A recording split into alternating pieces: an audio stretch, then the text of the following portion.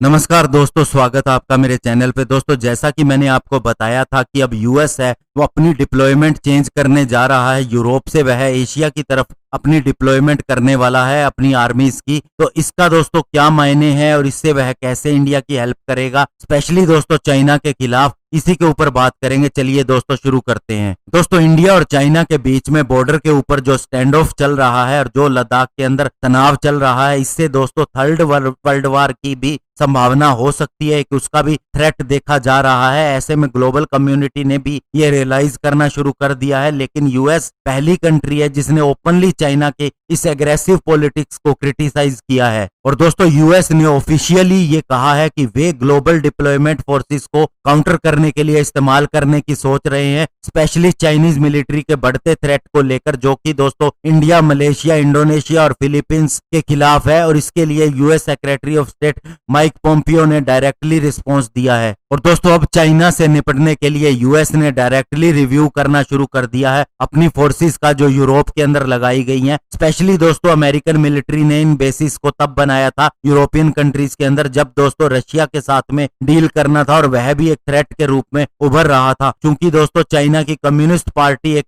बड़े थ्रेट के रूप में उभर कर आई है पूरी दुनिया के लिए। तो इसीलिए यूएस अपने पोस्टर को रिव्यू कर रहा है और यूरोप के अंदर अपने फोर्सेस की संख्या को 52,000 से 25,000 तक करने वाला है और बाकी फोर्सेस को इधर लगाने वाला है। और दोस्तों, चाइना बहुत ही फास्टली अपने मिलिट्री और इकोनॉमिक इन्फ्लुएंस को इंडो पैसिफिक रीजन के अंदर बढ़ाता जा रहा है। इससे दोस्तों यहाँ की कंट्रीज के लिए बहुत बड़ा खतरा है। और दोस्तों, इस समय चाइना न केवल ईस्ट चाइना सी बल्कि साउथ चाइना सी के अंदर भी टेरिटोरियल डिस्प्यूट के अंदर शामिल है। और इसने दोस्तों बहुत से अपने आइसलैंड को, जिनको यह कंट्रोल करता है, उनका मिलिटराइजेशन कर दिया है। और दोस्तों, पोम्पियो ने यह भी कहा था कि चाइना की पीएलए जो है वो बहुत सी ऐसी एक्टिविटीज के अंदर शामिल है जिसके अंदर वह मिलिट्री एक्शन के द्वारा प्रोवोकेट करने की कोशिश कर रही है। और इसका उदाहरण लद्दाख के अंदर भी देखा जा सकता है और साउथ चाइना सी के अंदर भी। और दोस्तों, ये भी माना जा रहा है कि अगर इंडिया और चाइना के बीच में युद्ध शुरू हो जाता है तो अमेरिका जो है वो इंडिया की ही सपोर्ट करेगा। लेकिन ये थर्ड वर्ल्ड वार के लिए भी जा सकता है, क्योंकि दोस्तों इसके साथ ही पाकिस्तान और नॉर्थ कोरिया हो सकता है कि वे चाइना की साइड ले और इसके अंदर इन्वॉल्व हो।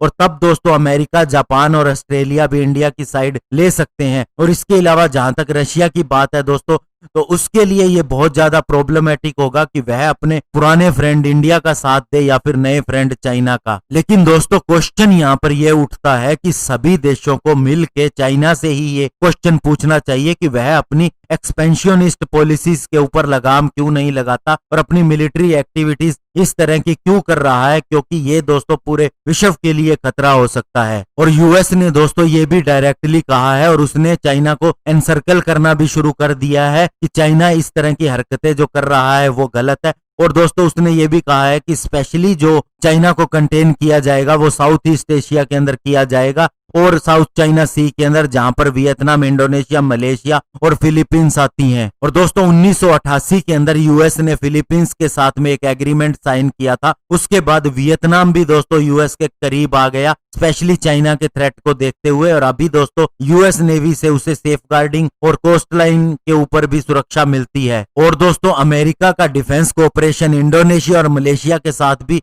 बहुत ही स्पीड से बढ़ा है। वहीं सिंगापुर की बात करें तो यूएस का इसके साथ ऑलरेडी एग्रीमेंट है और इसके एयर और नेवल बेसिस का यूएस इस्तेमाल कर सकता है। और दोस्तों, इसके बाद अगर चाइना की यही हरकतें बढ़ी तो इसे शायद अमेरिका चारों तरफ से घेर लेगा। और अभी चाइना ने दोस्तों ताइवान को भी धमकाया है और अपने फाइटर जेट के द्वारा उसके नजदीक ले जाके सॉर्टीज ली गई हैं। तो ऐसे में दोस्तों ये जो चीजें हैं वो बहुत ज्यादा आगे बढ़ सकती हैं। और दोस्तों, यूएस के डायरेक्टली कोई बेस नहीं है ताइवान के अंदर, लेकिन यह पेट्रोलिंग और ट्रेनिंग के लिए अक्सर इस्तेमाल करता है ताइवान के बेसिस का। और अभी इसने अपने 3 एयरक्राफ्ट कैरियर भी इसके नजदीक लगा दिए हैं। इसके अलावा साउथ कोरिया और जापान के अंदर भी चाइना से निपटने के लिए यूएस के बेसिस है। दोस्तों, साउथ कोरिया के अंदर यूएस के 28,000 सैनिक है और इसके अलावा इसके 15 छोटे और बड़े बेसिस भी हैं। जापान के अंदर इसके 23 छोटे बड़े मिलिट्री बेसिस है और 54,000 से ज्यादा सैनिक है। और इसकी 7वीं लार्जेस्ट फ्लीट नेवी की, जिसके अंदर 50 वारशिप और 20,000 नेवल सोल्जर है।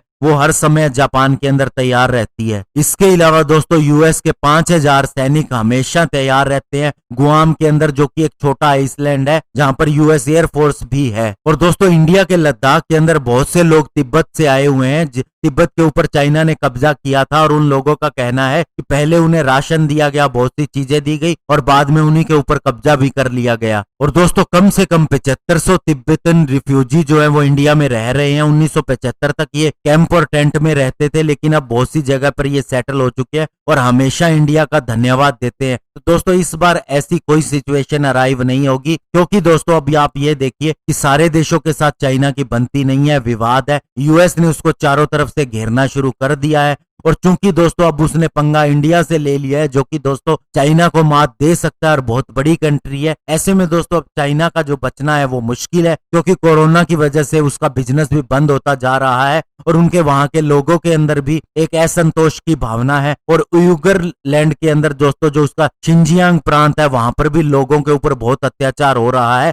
ऐसे में दोस्तों ये थोड़े ही दिनों की बात है कि चाइना का खत्म होना तय है, क्योंकि दोस्तों रशिया जो था वो फिर भी इस तरह की हरकतें नहीं करता था और बहुत ही पावरफुल था मिलिट्री के हिसाब से देखा जाए, और उसके पास यूएस के से ज्यादा न्यूक्लियर वेपन थे, लेकिन फिर भी वह टूट गया। और यही हाल दोस्तों जल्द ही चाइना का भी होगा। धन्यवाद, जय हिंद।